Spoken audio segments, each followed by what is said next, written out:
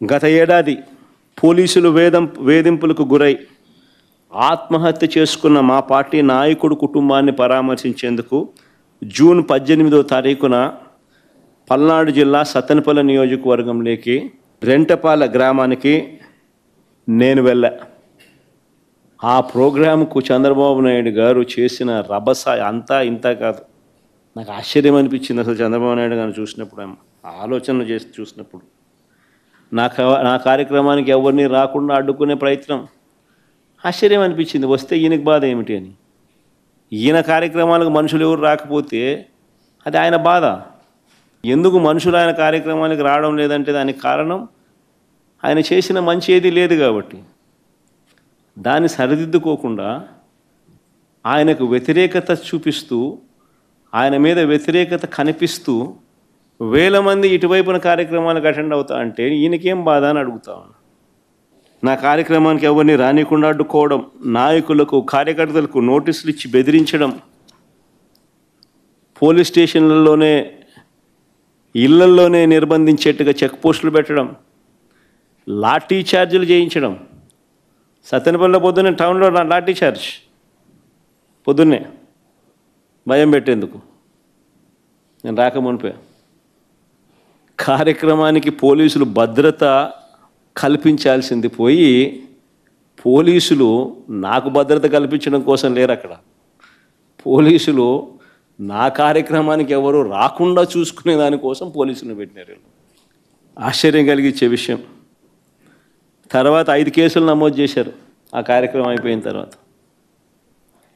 Cinema డైలాగుల్ని పోస్టర్లుగా పెట్టినందుకు 2 రిమాండ్కు పంపారు. సినిమా డైలాగులను పోస్టర్లుగా పెట్టినందుకు. అడుగుతా ఉన్నా, నీకు అంత కష్టంగా ఉంటే సెన్సార్ బోర్డులో దానికి ఎందుకు పర్మిషన్ ఇవ్వాలా? డైలాగులు తీసేయండి. ఇంకా బాలకృష్ణ సినిమాలు, ఆ పవన్ కళ్యాణ్ సినిమాలు చూస్తే ఇంకా పెద్ద పెద్ద డైలాగులు కనిపిస్తాయి. నాకు ఇప్పుడే ఇక్కడికి వచ్చి ప్రెస్ మీట్కి ముందు శ్రీహరి నాకు చూపించినట్టు కొన్ని డైలాగులు, ఆ సినిమా డైలాగులు, వాళ్ళ సినిమా డైలాగులు చూస్తే ఇంకా దారుణమైన డైలాగులు. నీకు డైలాగులు నచ్చకపోతే సెన్సార్లు తీసేయండి. సెన్సార్ బోర్డు ఎందుకు పర్మిషన్? సెన్సార్ బోర్డు ఉండేది ఎందుకు? అంతేగాని ఆ సినిమా డైలాగులు, సినిమా వచ్చిన తర్వాత, రిలీజ్ అయిన తర్వాత ఆ సినిమా డైలాగులు, ఆ సినిమాలో మంచి పాటలు ఉంటే ఆ మంచి పాటలు అవన్నీ న్యాచురల్గా ప్రసిద్ధి చెందుతాయి. సినిమాలో మంచి పాట ఏదైనా ఉంటే ఆ మంచి పాట పాడినా తప్పే అంటావు. ఆ సినిమాలో ఏదైనా మంచి డైలాగులు ఏదైనా వీళ్ళకి నచ్చితే ఆ నచ్చిన డైలాగులు వీళ్ళు పోస్టర్లుగా పెట్టినా తప్పే, వీళ్ళు మాట్లాడినా తప్పే, వాళ్ళు చేసిన యాక్షన్లు వీళ్ళు చేసినా తప్పే. వాళ్ళు ఇలా అన్నా తప్పే, వాళ్ళు ఇలా అన్నా తప్పే. ఎందుకు మరి సినిమాలు ఎందుకు తీస్తున్నారు స్వామి? మీరు ఆపేసేయండి, మూసేయండి. ప్రజాస్వామ్యంలో ఉన్నామా లేదా అన్నది నిజంగా ఆలోచన చేసుకోవాలి మనం అంతా. ఇలాగొచ్చే నష్టపోయింది. అదే సినిమా డైలాగులు రాసుకున్నాడు, పాట పాడితే పాడినాడు, డైలాగులు కొడితే కొట్టినాడు. ఇలాగొచ్చే నష్టమైంది అంటాను నేను. గుమ్మడికాయలు దొంగంటే భుజాలు తడుముకున్నట్టుగా ప్రతిదీ కూడా వాళ్ళు ఏమన్నా కానీ నిన్నే అన్నట్టుగా నువ్వెందుకు బాధపడతా ఉండవు?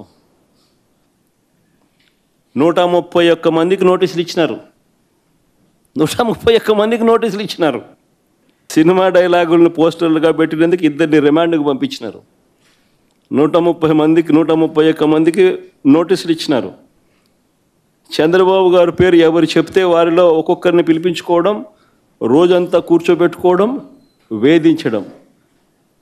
ఛార్జ్షీట్లు గమనిస్తే అండ్ అదర్స్ అని చెప్పి ఖాళీగా వదిలిపెడతారు. అంటే వాళ్ళకి నచ్చినోని ఇన్స్టాల్మెంట్ బేసిస్ కింద ఎప్పుడు కావాలంటే అప్పుడు ఇరికిచ్చేదానికోసం.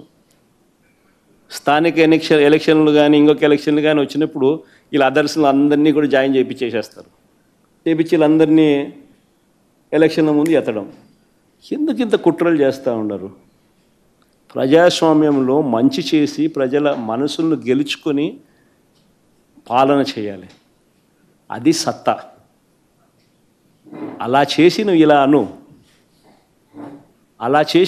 అను, అది సత్తా. అంతే తప్ప నువ్వు అన్యాయమైన పాలన చేస్తూ నిన్ను ఎవడైనా ప్రశ్నిస్తే ఆడిట్టన్నాడు వీళ్ళిట్టన్నారు వాళ్ళు అట్ట మాట్లాడారు ఇట్ట మాట్లాడాడు అని చెప్పి తోసేయడం స్టేషన్లో పెట్టడం ఏమిటి ఇది? చివరికి పోలీసులు దారుణాలు నిజంగా ఏ స్థాయిలోకి వెళ్ళిపోయినారంటే చివరికి పోలీసులు దారుణాలకు తన కొడుకును కోల్పోయిన వ్యక్తి పోలీస్ అట్రాసిటీస్ వల్ల తన కొడుకు చనిపోతే ఆ చనిపోయిన ఆయన మా లీడరు ఉప సర్పంచ్ వాళ్ళ ఇంటికి నేను పోయినా ఆ పెద్ద ఆయన్ను పరామర్శించేందుకు. ఎంతటి దారుణం అంటే పోలీస్ అట్రాసిటీస్ వల్ల చనిపోయిన వ్యక్తిని బెట్టింగ్ కేసులో చనిపోయినారని బెట్టింగ్ బ్యాచ్లో పెట్టేసినారు. అంటే ఉప సర్పంచ్ బెట్టింగ్ అంట. ఏమన్నా పద్ధతి దొంగ కేసులు పెట్టడంలో కూడా. నిజంగా చంద్రబాబు నాయుడు ఇంత మానవత్వం మర్చిపోయి చంద్రబాబు నాయుడు అనే వ్యక్తి తానే మాట్లాడుతూ ఉన్నాడు ఈ మాటలన్నీ కూడా. మరో ఉదాహరణ, ధరలు లేక తీవ్ర కష్టాల్లో మామిడి రైతులుంటే తీవ్రమైన కష్టాల్లో మామిడి రైతులుంటే మామిడి రైతులకు సంఘీభావంగా జూలై 9వ తారీఖున చిత్తూరు జిల్లా బంగారుపాలెం నేను వెళ్ళా. ఇదే మామిడి రైతుల పరిస్థితి గత సంవత్సరం వైఎస్ఆర్సీపీ ప్రభుత్వం ఉన్నప్పుడు గత సంవత్సరం తోతాపురి మామిడి గత సంవత్సరం 25 నుంచి 29 రూపాయలు కేజీ. ఈ సంవత్సరం చంద్రబాబు నాయుడు ముఖ్యమంత్రి అయిన తర్వాత పరిస్థితి ఏమిటి అంటే 2.5-3 రూపాయలకు పడిపోయిన పరిస్థితులు. 2 రూపాయలకే నీకు కేజీ మామిడి దొరుకుతూ ఉంది అని అంటే రైతుల పరిస్థితి ఏమిటి? మామూలుగా మే నెల 10-15 తారీఖున తెరవవలసిన ఫ్యాక్టరీలు ప్రాసెసింగ్ ఫ్యాక్టరీలను జూన్ 2వ వారం 3వ వారం అయినా కూడా తెరవాల. జూన్ 2వ వారం 3వ వారంగా తెలుస్తుంది, ఒక నెల ఆలస్యంగా. ఆ నెల ఆలస్యంగా తెరవడం వల్ల పంట ఒకేసారి మార్కెట్లోకి వచ్చింది. సప్లై ఎక్కువ కావడంతో రేటు పడిపోయింది. రేటు పడిపోవడంతో రైతు నష్టపోయినాడు. ఇది జరిగిన వాస్తవం. తప్పిదం ఎవరిది? మ్యాన్ మేడ్ ఎర్రర్ కాదా ఇది? చంద్రబాబు నాయుడు తనకు సంబంధించిన బెనామీలు, తనకు సంబంధించిన గల్లా ఫుడ్సు, శ్రీని ఫుడ్సు, తనకు సంబంధించిన తన బెనామీలకు తన వాళ్ళకు సంబంధించిన ఫుడ్ ఫ్యాక్టరీలకు మేలు చేసేందుకు కోసం కాదా చేసింది ఇదంతా? దళారీల వ్యవస్థ మేలు చేసేందుకు కాదా ఇదంతా చేస్తూ ఉన్నది? అడుగుతా ఉన్నా, ఎంతమంది రైతులకు 12 రూపాయలు వచ్చిందని? అసలు 12 రూపాయలు అనేది అతి తక్కువ ధర. లాస్ట్ ఇయర్ 25-29 రూపాయలకు అమ్మితే కర్ణాటకలో 16 రూపాయలకు సెంట్రల్ గవర్నమెంట్ కొనుగోలు చేస్తూ ఉందని చెప్పి అక్కడ కేంద్ర మంత్రి లేఖ రాస్తే సెంట్రల్ గవర్నమెంట్ విల్లింగ్నెస్ తెలిపితే నువ్వు ఇక్కడ 12 రూపాయలు అని చెప్పి నువ్వు సిగ్గు లేకుండా చెప్తావు. ఆ 12 అయినా వచ్చిందా ఎంతమందికి వచ్చిందంటే అది లేదు. 2,20,000 ఎకరాలు, 6.5 లక్షల పంట, 6.5 లక్షల టన్నుల పంట, 76,000 కుటుంబాలు. చంద్రబాబు నాయుడు గారి పుణ్యాన అల్లాడిపోయే పరిస్థితి రైతులకు వస్తే సంఘీభావం తెలపడం కోసం నేను అక్కడికి వెళ్తే చివరికి పెట్రోల్ బంకులకు కూడా నోటీసులు. పెట్రోల్ పోస్తే బైకులకు పెట్రోల్ పోయకూడదని. అయినా కూడా కడుపు మండిన రైతులు వేలాదిగా తరలివచ్చారు. మామిడి పండ్లను రోడ్ల మీద చంద్రబాబు నాయుడు గారు ప్రభుత్వము దేశం దృష్టికి కూడా పోవాలి అనే ఉద్దేశంతో రోడ్ల మీద మామిడి పండ్లను వదిలేసి నా ప్రోగ్రాంలో నాతో పాటు కలిసినారు. ఆ ప్రోగ్రాంకు పోయినందుకు 5 కేసులు పెట్టినారు. 20 మందిని అరెస్ట్ చేసినారు. రైతుల కోసం, రైతుల తరపున, రైతులకు సంఘీభావం తెలపడం కోసం పోయిన ప్రోగ్రాం. ఇదేం నేరం అన్నట్టుగా రైతులను ప్రతిపక్షాన్ని పట్టుకొని రౌడీ షీటర్లుగాను, అసాంఘిక శక్తులుగాను, దొంగలుగాను వక్రీకరించి చిత్రీకరించే ప్రయత్నం చేస్తూ ఉన్నారు. ఆ ఈనాడు పేపర్ చూస్తే అది పేపరా, టాయిలెట్ పేపరా? అదే టాయిలెట్ పేపర్కు ఎక్కువ, చెత్త ఏమి టిష్యూ పేపర్కు తక్కువ. పేపర్ పెట్టిన పీడ. రైతులందరూ ఆనందంగా కేరింతలు కొడుతున్నారంట, బ్రహ్మాండంగా రైతులకు రేటు ఉంది. రైతులకు రేటు లేక వాళ్ళు ఇబ్బందులు పడుతూ ఉంటే, రైతులకు రేట్లు రాకనే నువ్వు 12 రూపాయలు డిక్లేర్ చేసినావు, 4 రూపాయలు నువ్వు రాష్ట్ర ప్రభుత్వం నుంచి ఇవ్వాలని చెప్పి నువ్వు అట్లీస్ట్ ప్రకటన ఇచ్చినావు. ఇచ్చిన కథ దేవుడు ఎరుగు, కానీ ప్రకటన అయితే చేసినావు. రేట్ లేకనే కదా. కానీ మళ్ళీ ఈనాడు రాస్తాడు, బ్రహ్మాండమైన రేట్లతో రైతులు కేరింతలు కొడుతున్నారంట. ఇన్ఫ్యాక్ట్ రైతులందరూ మామిడి పన్ను నా మీద ప్రొటెస్ట్తో చేసినారని రాస్తాడు. ఏమన్నాడు ఈయన? పేపర్ పట్టిన పీడనా అదేమన్నా? వాళ్ళు పాపం మామిడి పనులు రైతులు రోడ్డు మీద చేసి నా కార్యక్రమంలో పాలు పంచుకున్నారు. ఇన్ఫ్యాక్ట్ రైతులు మామిడి పనులు రోడ్ల మీద వేసినందుకు వాళ్ళ మీద కేసులు పెట్టారు. ఇకపై రాష్ట్రంలో తమకు అన్యాయం జరిగిందని చెప్పి రోడ్డెక్కే పరిస్థితి ఏ ఒక్క రైతుకు ఉండకూడదు అని, రాష్ట్రంలో తమకు అన్యాయం జరిగిందని చెప్పి రోడ్డెక్కే పరిస్థితి ఏ యొక్క నిరుద్యోగ యువకుడికి కానీ, చదువుకుంటున్న ఫీజు రీయింబర్స్మెంట్ పొందుతున్న పిల్లలకు కానీ ఏ ఒక్కరికి ఆ హక్కు ఉండకూడదని, రాష్ట్రంలో తమకు అన్యాయం జరిగిందని రోడ్డెక్కే పరిస్థితి ఏ ఒక్క ఉద్యోగికి ఉండకూడదని, ఏ ఒక్క మహిళకు ఉండకూడదని,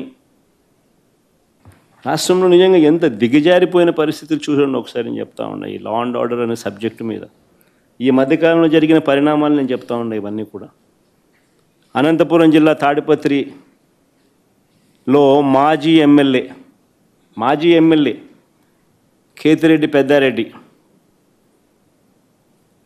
తాను తన సొంత ఇంటికి తాడిపత్రిలో నియోజకవర్గ హెడ్ క్వార్టర్స్లో తన సొంత ఇల్లు ఉంది. ఆ సొంత ఇంటికి తాను వెళ్ళలేని పరిస్థితి.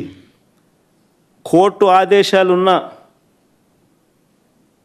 ఆయన ఎప్పుడు అక్కడికి వెళ్ళాలని ప్రయత్నం చేసినా పోలీసులే అడ్డుకుంటారు. ఆడు సిఐ గన్ను కూడా చూపిస్తాడు.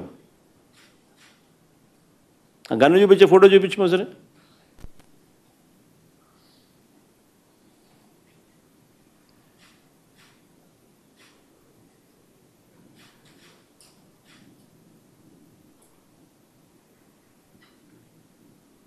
బీహార్లో ఉన్నామా లేకపోతే ఏ రాష్ట్రంలో ఉన్నాము, ఆటవిక రాజ్యంలో ఉన్నామా అనేది నిజంగా చంద్రబాబు నాయుడు అనే వ్యక్తి నిజంగా తనను ప్రశ్నించుకోవాలా.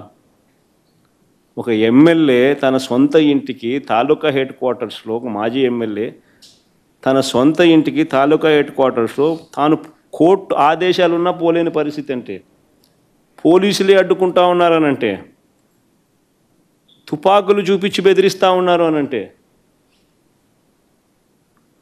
6 సార్లు ఎమ్మెల్యేగా పనిచేసిన నల్లపురెడ్డి ప్రసన్న కుమార్ రెడ్డి, 6 సార్లు ఎమ్మెల్యే ఆయన నల్లపురెడ్డి ప్రసన్న కుమార్ రెడ్డి, 6 సార్లు తాను ఎమ్మెల్యే. అలాంటి ప్రసన్న కుమార్ రెడ్డి ఇంటిపైన కూడా నెల్లూరులో ఒక పథకం ప్రకారం వీరి పచ్చ సైకోలు,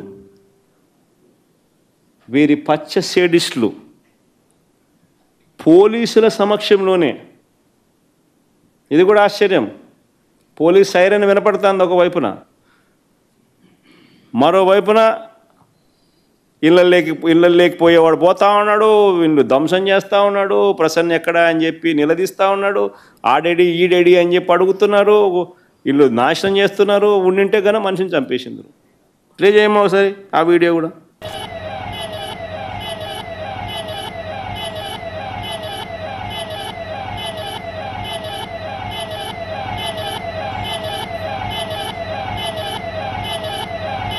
అదే పోలీస్ వాహనం ఎర్ర కానీ ప్లే చేయమా.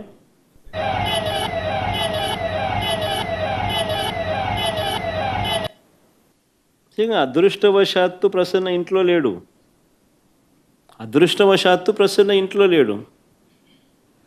ఒకవేళ ప్రసన్న ఇంట్లో ఉండుంటే దాడి చేయించిన, ధ్వంసం చేసిన ఎమ్మెల్యే మీద కానీ వారి మనుషుల మీద కానీ ఎలాంటి చర్యలు లేవు, ఎలాంటి అరెస్టులు లేవు. కానీ పోలీసులు తిరిగి ప్రసన్న మీదనే ఎదురు కేసు పెట్టినారు. బాధితుడి మీదనే తిరిగి ఎదురు కేసు. పోలీసులు సమక్షంలోనే ఇవన్నీ జరుగుతాయి. పోలీసులు చూస్తూ ఊరుకుంటారు. ఒక అరెస్టు ఉండదు, తర్వాత ఎటువంటి చర్యలు ఉండవు. తిరిగి మళ్ళీ ఎదురు కేసులు, బాధితుల మీదనే ఎదురు కేసులు. నేను అడుగుతాను, ఈ రాష్ట్రంలో ఎవరికి రక్షణ ఉన్నట్టు అని అడుగుతా ఉన్నా. ఇది సేడిజం కాదా అని అడుగుతా ఉన్నా, పైశాచికత్వం కాదా అని అడుగుతా ఉన్నా. చంద్రబాబు గారు రాజకీయ కుట్రలతో ఈ రాష్ట్రంలో ఒక దుష్ట సాంప్రదాయాన్ని తీసుకొచ్చాడు చంద్రబాబు నాయుడు. దాన్ని కొనసాగిస్తూ ఉన్నాడు. ఒక కేతిరెడ్డి పెద్దారెడ్డి విషయమే కాదు, ప్రసన్న విషయం ఒకటే కాదు, కాకాని గోవర్ధన్ రెడ్డి, వల్లభనేని వంశీ, చెబిరెడ్డి భాస్కర్ రెడ్డి, పెద్దిరెడ్డి మిథున్ రెడ్డి, నందిగాం సురేష్, పెన్నెల్లి రామకృష్ణారెడ్డి, పోసాని కృష్ణమురళి సహా ఎంతోమంది మీద తప్పుడు కేసులు.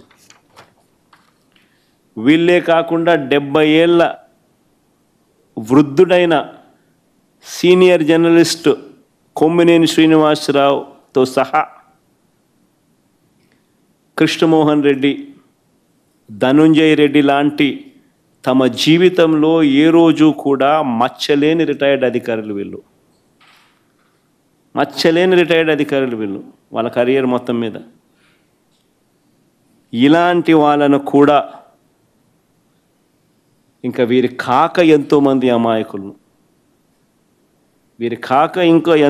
అమాయకుల మీద ఈరోజు తప్పుడు కేసులు పెట్టి ఇరికిస్తూ ఉన్నారు. అన్ని కేసులకు ఒకే మోడస్ ఆపరాండి. ఆ మోడస్ ఆపరాండి ఏమిటంటే తప్పుడు వాంగ్మూలాలు.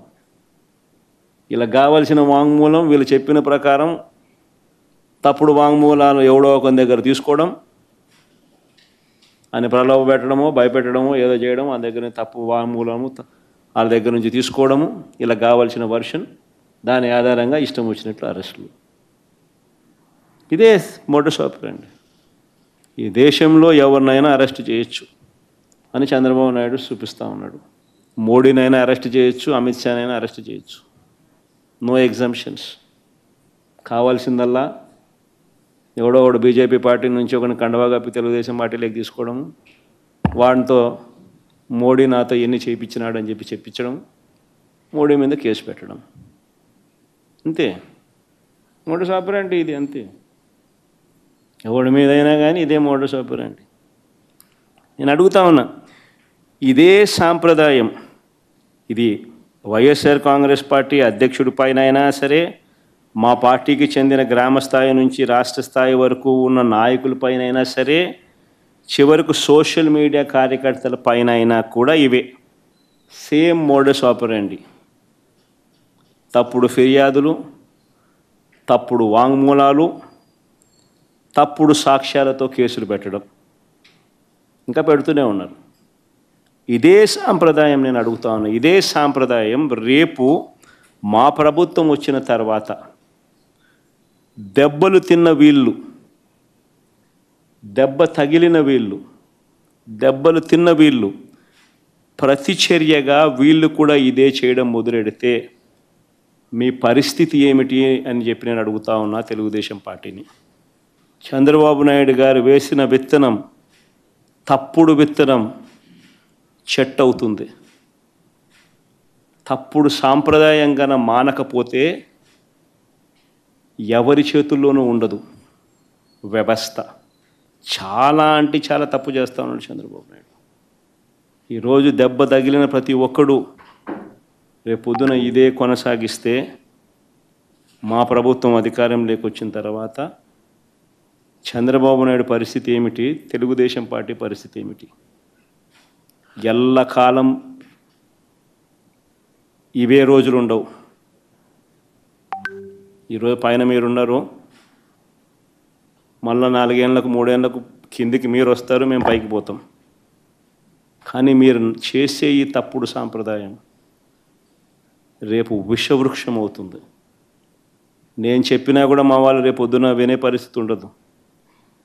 దెబ్బ తగిలినోనికి ఆ బాధ తెలుస్తుంది.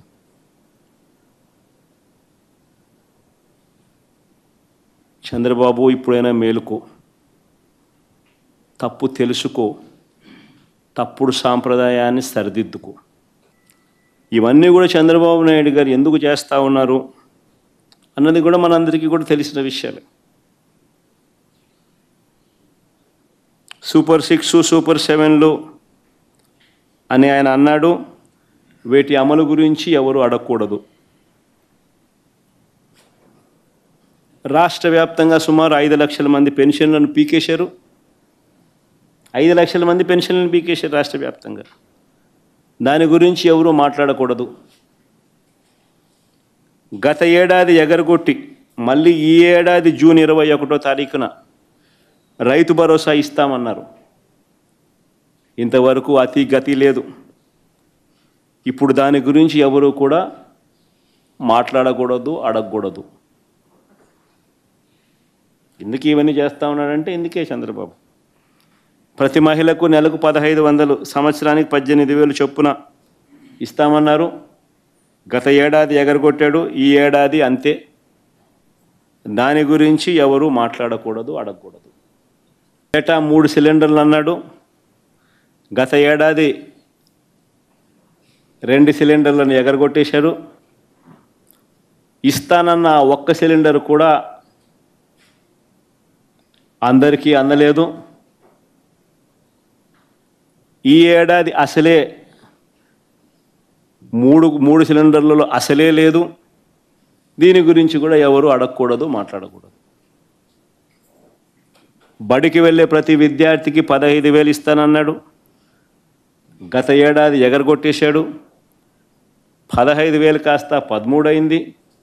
ఈ ఏడాది కూడా 30 లక్షల మందికి ఎగరగొట్టేశాడు. దీన్ని కూడా ఏ విద్యార్థి కూడా ప్రశ్నించకూడదు, అడగకూడదు. నిరుద్యోగ యువతకు నెలకు 3,000 ఇస్తానన్నాడు. ఏడాదికి 36,000 చొప్పున నిరుద్యోగ భృతి అన్నాడు. గత ఏడాది పూర్తిగా ఎగ్గొట్టేశాడు. ఈ ఏడాది కూడా పూర్తిగా ఎగ్గొట్టేదానికి శ్రీకారం చుట్టాడు. ఎవడు దీని గురించి మాట్లాడకూడదు, అడగకూడదు. 50 ఏళ్ళు దాటితే పెన్షన్ అన్నాడు. 50 ఏళ్ళు దాటితే 48,000 మీ చేతుల్లో పెడతానన్నాడు. గత ఏడాది ఎగ్గొట్టాడు, ఈ ఏడాది ఎగ్గొట్టే కార్యక్రమమే చేస్తూ ఉన్నాడు. ఎవరు అడగకూడదు, ఎవరు ప్రశ్నించకూడదు. రాష్ట్రంలో ప్రజలందరికీ కూడా ఎన్నికలప్పుడు ఏమన్నాడు? వైజాగ్ షికారుకైనా పోవచ్చు అన్నాడు. శ్రీకాకుళం వాళ్ళు తిరుపతికైనా రావచ్చు అన్నాడు. తిరుమల వెంకటేశ్వర స్వామి దర్శనం చేసుకోవచ్చు అంటాడు. తిరుపతి వాళ్ళు, రాయలసీమ వాళ్ళు విశాఖపట్నానికి షికారుకైనా పోవచ్చు అంటాడు. అక్కడ సింహాచలం గుడికైనా పోవచ్చు అని అంటారు.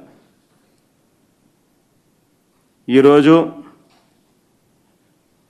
ఎక్కడికి వెళ్ళినా ఫ్రీ బస్సు కాస్త సంవత్సరం అయిపోయింది. ఆ బస్సు హామీ గాలికి ఎగిరిపోయింది, ఇంకా అమలు కాలేదు. ఈయన పండగల మీద పండగలు డేట్లు చెప్తా పోతున్నాడు. పండగలు గడిచిపోతూ ఉన్నాయి, డేట్ మాత్రం రావడం లేదు. అయినా దీని గురించి ఎవరు మాట్లాడకూడదు, అడగకూడదు. సూపర్ 6, సూపర్ 7 మాత్రమే కాదు, ఫీజు రీయింబర్స్మెంట్ రూపేణ ఇది అన్నిటికన్నా దారుణం. పిల్లల చదువులు ఈరోజు చంద్రబాబు నాయుడు గారి పుణ్యాన పిల్లలు చదువులు మానేసి పనులకు పోతా ఉన్న పరిస్థితి ఈరోజు రాష్ట్రంలో ఉంది. చంద్రబాబు నాయుడు గారి పుణ్యాన 6 త్రైమాసికాలకు సంబంధించి పెండింగ్.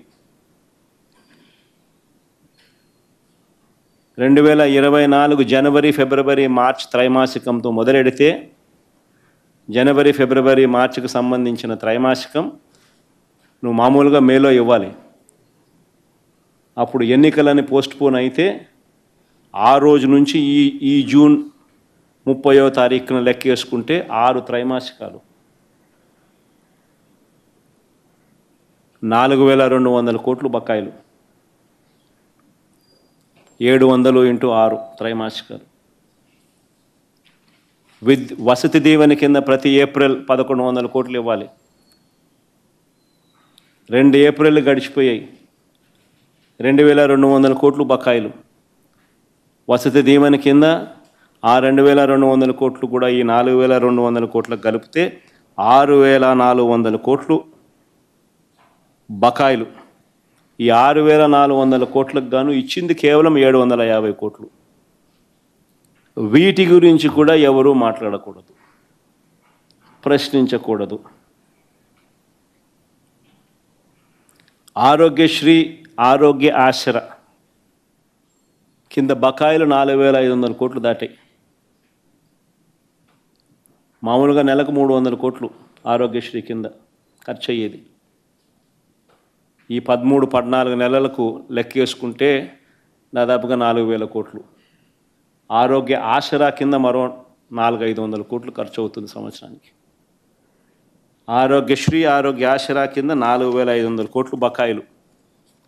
పేదవాడికి ఉచితంగా వైద్యం అందని పరిస్థితి ఈరోజు.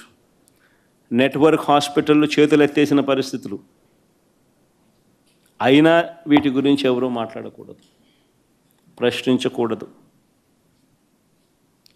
ఇక ఇళ్ల నిర్మాణం గురించి ఆయన ఇచ్చిన 143 హామీల గురించి ఎవరూ నిలదీయకూడదు. అధికారంలోకి వచ్చిన తర్వాత చంద్రబాబు గారు తొలగించిన ఉద్యోగాలు, ఇచ్చిన ఉద్యోగాలు కాదు, తొలగించిన ఉద్యోగాలు 3 లక్షల పైచులకు. 2,66,000 ఉద్యోగాలు వాలంటీర్ ఉద్యోగాలు మోసం చేసి ఎన్నికలప్పుడు వాడుకొని ఆ తర్వాత ఉపయోగించుకొని రోడ్డును పడేశాడు. బ్రేవరేజెస్ కార్పొరేషన్లో మరో 15,000 మందిని రోడ్డును పడేశారు. రేషన్కు సంబంధించిన డోర్ డెలివరీ చేస్తూ ఉన్న ఉద్యోగస్తులు ఎండియూల ద్వారా మరో 20,000 మంది. 3 లక్షల పైచిలుకు ఉద్యోగాలు రోడ్డున పడేసినా కూడా ఎవరూ ప్రశ్నించకూడదు. ప్రభుత్వ ఉద్యోగులు, వాళ్ళకు చేసిన మోసం అంతా ఇంత కూడా కాదు. వస్తూనే అయ్యారన్నాడు, ఎగరగొట్టేశాడు. అంతవరకు ఉన్న పిఆర్సీని రద్దు చేశాడు. కొత్త పిఆర్సీని ఇంతవరకు వేయలేదు. 4 డిఏలు పెండింగ్. ఈయన అధికారంలోకి వచ్చిన తర్వాత 4 డిఏలు పెండింగ్. అధికారంలోకి వస్తూనే మేము జీపీఎస్ అధికారులకు మంచి చేస్తూ మేము ఇస్తే జీపీఎస్ని తీసేసి ఓపీఎస్ తీసుకొస్తానన్నాడు. అది మోసమే. ఉద్యోగులకు బకాయిలు దాదాపుగా 20,000 కోట్లు పైచిలకు బకాయిలు పడ్డాయి. ఉద్యోగస్తులకు బకాయిలే ఈరోజు 20,000 కోట్లు దాటాయి. అడిగితే తోకలు కట్. ఎవరూ ప్రశ్నించకూడదు, ఎవరూ అడగకూడదు. అడిగితే సుమా దొంగ కేసులే, తప్పుడు కేసులే. చివరకు గ్రామ వార్డు సచివాలయాలు నిర్వీర్యం. గ్రామ వార్డు సచివాలయాలు పూర్తిగా నిర్వీర్యమైపోయాయి. అయినా ఎవరూ మాట్లాడకూడదు, ప్రశ్నించకూడదు. 24 గంటల్లో ధాన్యం కొనుగోలు డబ్బులు ఇస్తామన్నారు. ఏప్రిల్ నుంచి బకాయిలే. 24 గంటలు కాదు, ఏప్రిల్ నుంచి బకాయిలు 1000 కోట్ల పైన ఉంటాయి బకాయిలు. అయినా ఎవరూ ప్రశ్నించకూడదు, అయినా ఎవరూ అడగకూడదు. 5 ఏళ్లలో మా ప్రభుత్వం చేసిన అప్పు 3,32,671 కోట్లు అయితే అన్ని స్కీములు ఇస్తూ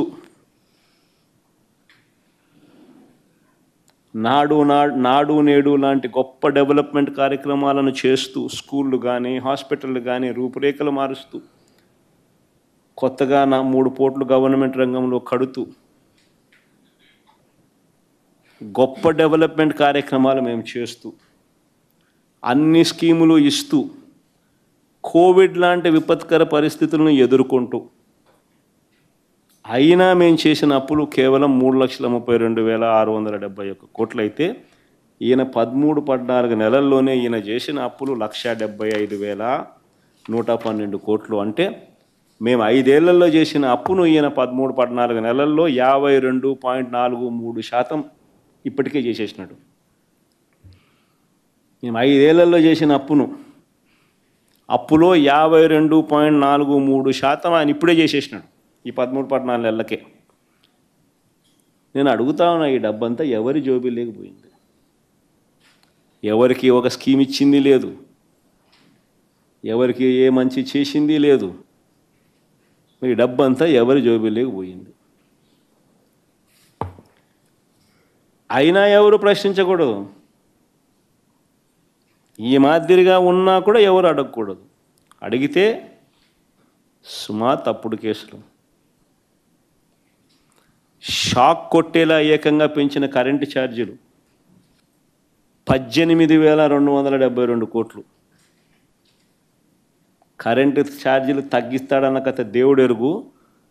కరెంటు ఛార్జీలు ఈ 13-14 నెలల్లో ఆయన పెంచింది 18,272 కోట్లు. మేము ఉద్యమం చేసినప్పుడు 15,000 కోట్లు అయితే ఈ రోజుకి అది 18,272 కోట్లకు ఎగబాకింది. అదొకసారి స్లైడ్ పెట్టుమా ఒకసారి ఆ కరెంటు ఛార్జీలు. Fuel and power purchase cost adjustment కింద FPPCA అంటే fuel and power purchase cost adjustment కింద రకరకాల తేదీలలో ఆయన ఇచ్చిన బాధుడు 18,272 కోట్లు.